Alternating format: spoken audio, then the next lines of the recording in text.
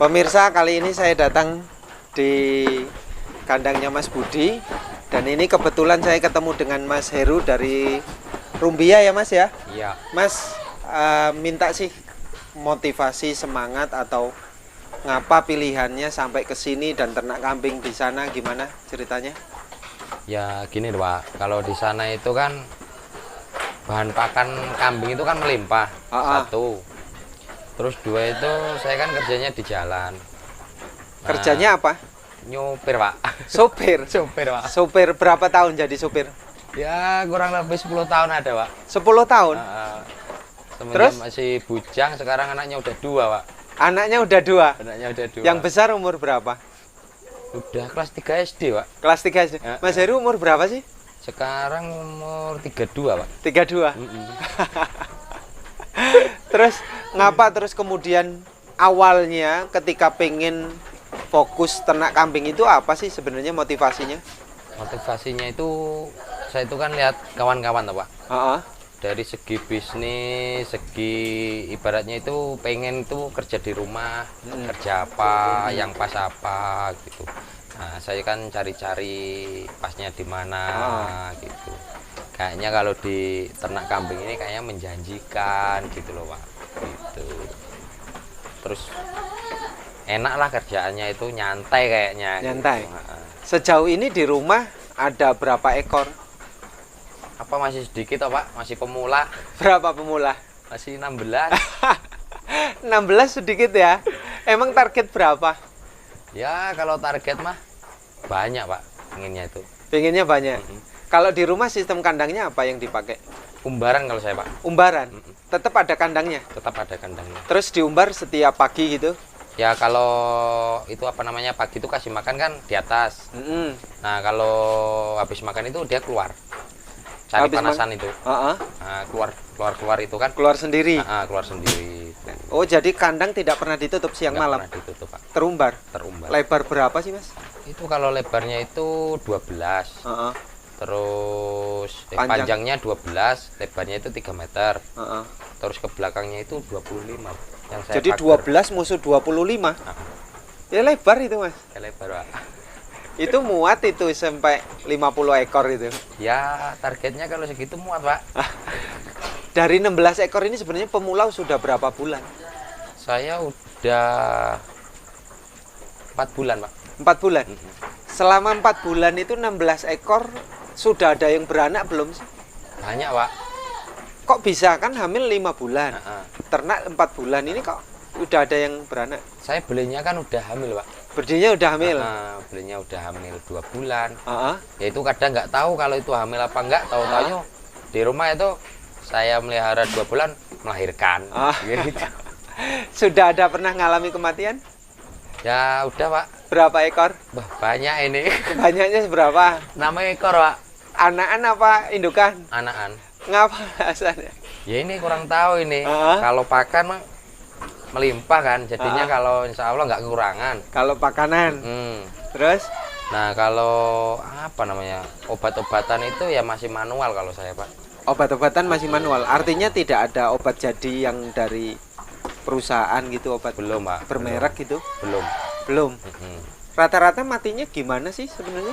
Itu kalau matinya itu kejang-kejang itu Pak. Umur berapa bulan? 2 bulan, 3 bulan. 6 ekor itu? Iya. Semua sama? Sama. Matinya sama kayak gitu. Kejang mendadak gitu? Kejang. Kaki kaku, badan kaku, semua kaku itu? Iya. Itu memang susah disembuhkan Mas? Iya. Kalau bisa cuman hanya pencegahan dari awal sih sebenarnya. Entah pengobatan di indukan saat lahir, entah penanganan anak di saat baru lahir juga itu. Bisa dimungkinkan, itu kan virus itu virus. Kalau sudah menjalar kecil kan, kalau disuntik juga bahaya. Udah sakit kayak gitu disuntik ya sudah terlambat kan gitu. Yang paling enak itu memang pencegahan. Mulai dari ari-ari itu kan penanganan apa? Pusar itu. Pusar itu ya harus di apa, begitu lepas itu kan dikasih cuci alkohol, terus kemudian dikasih betadin gitu kan, nanti kering. Itu pernah dilihat nggak yang mati kejang-kejang itu pusarnya kayak jendol, ada airnya di dalamnya? malah nggak teliti Pak kalau itu Pak. Nggak teliti ya?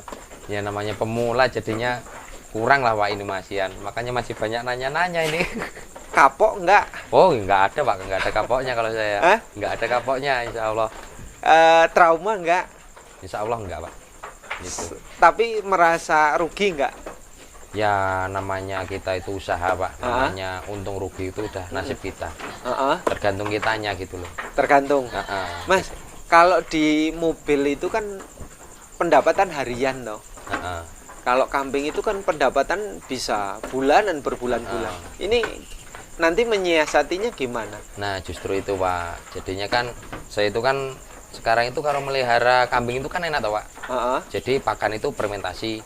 Nah jadi kalau saya tinggal kan cukup orang rumah bisa ngasih makan, ngasih minum. Walaupun saya pergi jauh kemana aja kan selagi pakan di rumah masih banyak kan. Orang rumah bisa gitu loh Pak. Tidak repot. Enggak repot. Gitu. Sumber pakan apa aja sih kalau di tempat Mas Heru? Kalau di sana onggok, terus daun singkong itu. Oh, di sana perusahaan banyak sih ya. Dan lahan semua saya pernah ke Rumbia banyak tanaman singkong itu, dan melimpah kayaknya. Mayoritas di sana singkong semua. Mayoritas ya. Jarang sawit ya? Jarang Pak. Karet jarang ya? Jarang. Sekarang udah banyak yang di ini tebang. Sekarang? Kemarin murah itu, sekarang ganti singkong semua. Mas Heru itu dari Simpang Randu itu perempatan itu mananya? Ke kanan? Kalau dari mana Pak? Dari sini? Dari Kota Gajah ya? Dari Kota Gajah ke kiri Pak. Ke kiri? Terus? Ke kiri. Berapa kilo? Paling sekitar 4 kilo Pak. 4 kilo sebelah kanan, sebelah kiri? Sebelah kiri kan ada pabrik singkong itu. Pabrik singkong itu maju ke kiri paling 200 meter Pak. Kalau dari pabrik singkong dekat, harga onggok murah nggak? Murah Pak, di pabriknya? Di pabriknya. Itu yang udah pres-presan itu? Udah pres-presan Pak. Tapi kalau orang jauh ngambil gimana? Kan harus pakai DO toh? Tetap sama aja. Sama? Tinggal kalau di situ kan nggak pakai DO Pak, kalau tempat saya itu. Tinggal yang penting bawa mobil, timbang, mau cari apa, cari onggok, ya udah ngisi berapa ton, timbang, bayar udah. Di sana itu saya pernah beberapa kali lewat sampai ke dalam itu ya. Itu kayaknya pabrik singkong lebih dari 7 ya. Banyak kalau di sana Pak. SB16 banyak kok. Banyak ya. SB12, SB9. Sedangkan belakang rumah saya cuman berapa? 100 meter. 100 meter. Kalau di sana kambing yang paling banyak di ternak kambing apa? Kalau di sana banyak itu rambonan itu Pak. Rambon? Rambonan kacang tapi. Oh kacangan, rambon dan kacang. Kalau yang besar-besar? Jarang Pak. Jarang? Terus kalau punya kambing besar-besar apa nggak dilirikin banyak temen ini? Ya iya itu, makanya itu sering banyak yang liatin. Main ke rumah gitu. Lihat-lihat itu. Terus pengen ditawar ya? Pengen ditawar, janganlah, biarin dulu. Kalau sudah breeding, itu jangka panjangnya apa? Maksudnya gimana Pak? Ternak kan hanya ternak breeding itu kan ternak kan, peranaan kan. Kalau sudah banyak sampai 30 ekor, anaknya kan kalikan 2 aja lah. Udah 60 ekor itu mau diapakan? Ya kalau rencana saya itu kalau breeding ya Pak ya. Kalau breeding itu kan anaknya masih saya gemukin lagi Pak. Bikin penggemukan sendiri, lebih efektif ya. Rencananya itu saya itu pengen penggemukan sebenarnya Pak. Jadi nyiasatin harga sekarang itu mahal kan. Nah itu gimana caranya gitu kalau kita penggemukan tapi bibitnya nggak beli gitu loh. Jadi kita nyiptain dulu, breeding dulu. Nyetak breeding dulu ya. Lebih aman itu ya. Aman. Harga lebih enak. Lebih enak. Tapi di sana sudah pernah belajar belum sih dari orang-orang yang gagal? Saya kalau orang yang gagal udah pernah Pak. Jadi saya itu belajar sama 2 orang ya Pak yang gagal itu. Itu tapi kandangnya itu di tanah itu loh Pak. Oh kandangnya tanah bukan panggung. Oh bukan panggung itu. Makanya sering itu apa namanya gatal-gatal itu. Gudikan, kutuan itu. Jadi kambingnya itu kurang sehat. Kurang sehat. Banyak yang mati. Sedangkan saya itu udah saya panggung. 1 minggu sekali udah saya semprotin. Kok masih aja tetap banyak yang mati, mungkin ujian lah itu aja kalau saya itu. apalagi yang diceritakan faktor yang paling mengganggu bagi orang-orang ternak kambing itu? Maksudnya? Ya ujian gitu loh. Oh, kalau ujiannya itu ya namanya kita usaha, ujiannya itu banyak loh Pak. Kalau di kambing itu kan kadang ini ada Pak, itu satu ada kambing kan melahirkan masih umur berapa hari itu anaknya tindin mati. Udah pernah? Udah. Ada ketemu indukan yang nggak sayang dengan anak? Ada Pak satu. Ada. Itu mulai dari ngelahirin umur 2 hari 3 hari itu nggak mau disusuin tuh Pak. Sama indukannya? Jadi terus ya kita telaten. Megangin? Megangin. Indukannya? Pernah ditali belum indukannya kakinya dua-duanya ke belakang itu biar nggak meronta gitu? Belum Pak kalau itu. Bisa jadi faktor karena indukannya kalau ngomong keri apa ya, risih ya, risih, disusuin anaknya itu dia nggak mau. Jadi kalau belum terbiasa itu ditali kakinya. Yang belakang itu ya Pak? Kan leher itu ditali biasa sih ya, tapi kaki biar nggak meronta, kaki dua-duanya kanan kiri ditali terus dikaitkan ke belakang, dia kan nggak bisa ngapa-ngapa. Kalau tradisi dulu, orang dulu di saat masih hamil itu putingnya itu disogok dengan sapu kan, digini-giniin, disogok-sogok lah ya, disogok-sogok dengan sapu biar terlatih tidak geli di saat nanti melahirkan. Tapi kan kalau sekarang banyak tuh pengalaman dari para peternak itu masih hamil sudah dipegangin putingnya. Jadi nanti begitu lahir anaknya sudah indukannya sudah nggak geli, anakannya langsung nyusu. Untuk kambing-kambing yang cenderung susah adaptasi dengan anaknya sendiri, artinya risih, geli kan, males di ini. Biasanya kan faktor nggak sayangnya di situ sih biasanya. Nggak perhatiannya indukannya itu karena nggak mau menyusui itu. Disusui dia karena geli sebenarnya. Nah, Mas, selama 10 tahun jadi sopir itu apa sih sebenarnya yang kemudian memutuskan kambing? Tadi kan ngomong udah capek, jenuh dan lain sebagainya. Nanti kalau sudah tidak jadi sopir mau apa? Hanya fokus ke ternak kambing? Ya ada usaha lain sih Pak. Gitu. Jadi kita ternak kambing di rumah, terus ya ada kerjaan lain gitu. Jadi kan mobil udah ada yang bawa, jadi kita itu kerjanya kan sambil pas lah Pak gitu. Jadinya kita jualan pupuk itu, pupuk kandang itu. Kan dari Jakarta itu bawa pupuk kandang. Dari sini bawa ke Jakarta? Dari Jakartanya Pak. Kalau dari sini kan bawa semangka. Bongkar Jakarta. Dari Jakarta bawa pupuk kandang itu. Dibuang ke sini Lampung. Kok bisa biasanya orang Jakarta nyari pupuk kandang dari sini bawa ke Jakarta? Pupuk itu ayam Pak. Pupuk ayam? Buat apa? Ya itu singkong, jagung, sayuran itu. Kapasitas nggak memenuhi di kampung-kampung itu untuk? Walah ya nggak memadai Pak. Nggak memadai? Dari Jakarta aja susah sekarang. Susah? Nginep-nginep 3 hari 4 hari di sana. Bukan pupuk dari kambing malahan? Bukan Pak. Kenapa alasannya? Kalau bagus dari itu Pak ayam Pak. Kotoran kenapa? Ayam. Ya kalau cepat. Di sana mayoritas kayak gitu. Harus dengan pupuk kandang ayam ya?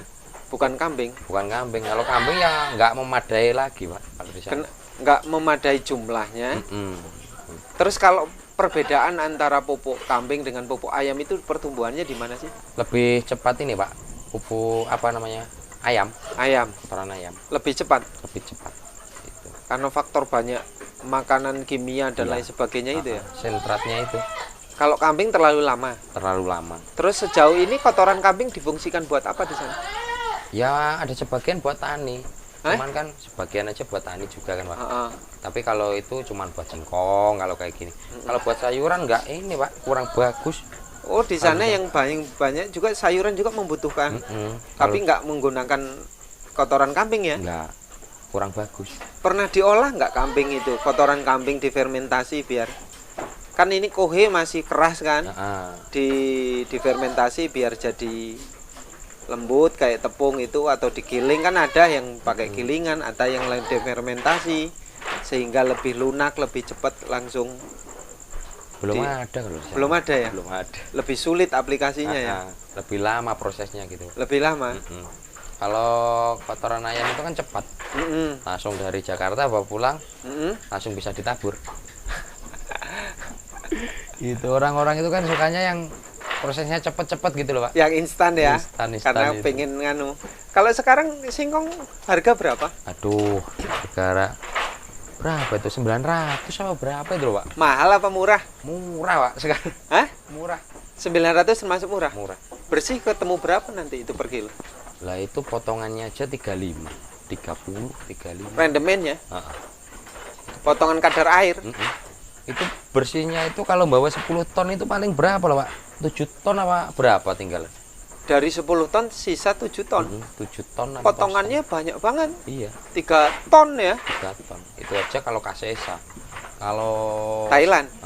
Thailand apalagi, Pak, 40. Ada yang 35. Wah. Gitu. Pokoknya singkong ini hancur. Saya nggak tahu. Mas, apalagi buat motivasi ini kan pemula ya. Untuk pemula yang di luar sana, artinya berhati-hati dalam berternak yang seperti apa. Merancang berternak sebagai pemula biar ketemu enak gimana secara pengalaman selama ini. Ya kalau saya itu gini, Pak. Kalau berternak itu saya itu sukanya nanya orang-orang itu yang orang-orang bukan yang sukses. Saya sukanya orang yang pernah gagal-gagal itu. Kalau sukses itu udah banyak menurut saya itu. Jadi kadang itu orang bercerita itu tentang yang suksesannya. Sedangkan yang kegagalannya itu kan jarang diceritain. Jadi kita itu taunya kan dari kegagalannya itu apa gitu loh. Jadi kita kan belajar dari kegagalan. Gagalnya apa itu? Itu bisa mati karena apa? Budikan karena apa? Nah, kan gitu. Kalau suksesnya itu banyak, Pak. Banyak. Itu kalau di sana faktor kegagalan terkendala berkaitan dengan pakan berarti nggak ada ya? Nggak ada kalau pakan, Pak. Kesehatan yang sering. Gitu. Faktor kandang juga. Faktor kandang kalau di sana iya. Faktor kandang jarang berarti ya yang lantai panggung di sana. Jarang, Pak. Jarang ya? Ada tapi ya 50-50 lah, Pak. 50-50. Lebih banyak yang di sana itu lantai. Dan apa adanya gitu. Tanpa penanganan obat-obatan nggak ada. Tanpa. Nah itu yang saya heran itu lagi ini kakak saya nggak jauh sih dari rumah itu. Kandangnya itu cuma lantai itu, tapi kambingnya itu bagus-bagus. Kambingnya bagus-bagus. Makanya itu kok bisa. Nah itu yang tetangga saya lagi itu budikan aja mati aja itu. Nah itu kan namanya bahasa sinungan itu toh, Pak. Bahasa cocok. Cocok itu ya. Cocok ternak kambing. Percaya nggak sih, Mas, sebenarnya? Ya kalau saya bilang percaya ya percaya, dibilang enggak ya enggak. Soalnya gini loh, Pak, namanya kita usaha kalau takut gagal ya gimana kan gitu. Benar. Makanya itu kita itu belajar dari kesalahan. Iya. Paling terpenting, Mas, memang belajar dari kegagalan itu menjadi dasar yang paling utama kalau saya. Iya, Pak. Kalau orang tahu-tahu belajar terus usaha tahu-tahu sukses, bagi saya mustahil. Iya. Kalau toh ada, mungkin 1001 orang lah yang belajar langsung sukses. Tapi lebih banyak kalau saya secara pribadi saya pun ya harus mengalami kegagalan dulu. Atau ngalami kerugian dulu sehingga bisa mempertimbangkan antara yang hasil dengan yang kurang berhasil, itu faktornya di mana, kesalahannya di mana. Kalau orang sudah gagal terus bangkit kok berhasil, itu yang terpenting. Gitu kan. Kalau saya orang berusaha kok tahu-tahu sukses, nggak heran saya. Saya nggak heran, saya nggak takjub, tapi saya lebih takjub orang yang gagal atau orang yang mengalami banyak masalah, entah itu di kesehatan kambing, perawatan. Tapi secara saya yakin bahwa orang yang mengalami itu akan mendapatkan keilmuan secara langsung, cara perawatan, cara kegagalan, sehingga mempertimbangkan dan menghitungkan banyak hal sudah enak. Kalau saya itu sih, Mas, intinya terima kasih banget lah. Ini dari sana ke sini berapa jam? 3 jam. 3 jam. Soalnya jalannya jelek, Pak. Jadi yang susah di mana, di jalur mana? Ya mulai dari seperti banyak itu nyampe Kota Gajah. Sampai Kota Gajah itu ya? Masih ya? Masih jelek terus. Kalau lewat metro gimana? muter, Pak. Muter ya? Tambah jauh ya? Tambah jauh. Enak jalur tengah yang lewat Kota Gajah atau lewat Gunung Sugih itu? Saya Raman Seputih Mataram. Oh, saya lewatnya ini apa namanya? Kota Gajahnya. Lebih dekat situ ya? Kalau Seputih Raman, Mataram itu jalan juga jelek-jelek ya? Iya. Yang tembus Bandar Jaya sini. Itu. Walah, parah juga itu, Pak. Parah ya? Parah. Oke, terima kasih Mas Heru ya. Ya, Mas. Tapi kapan-kapan suatu saat saya lewat, saya ngubungi Mas Heru ya. Insya Allah, saya tunggu di rumah, Pak. Makasih Mas Heru ya. Iya, ya, Pak. Telah berbagi pengalaman, mudah-mudahan untuk pemirsa ini sebagai motivasi juga. Terima kasih Mas Heru. Ya.